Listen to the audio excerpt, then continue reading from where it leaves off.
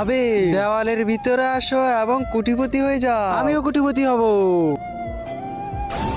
আমাকে মেরো না, আমাকে ছেড়ে দাও। ওরে বাপরে। আবে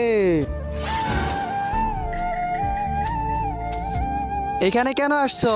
কোটিপতি হওয়ার জন্য। আবে ছেড়ে দাও একে।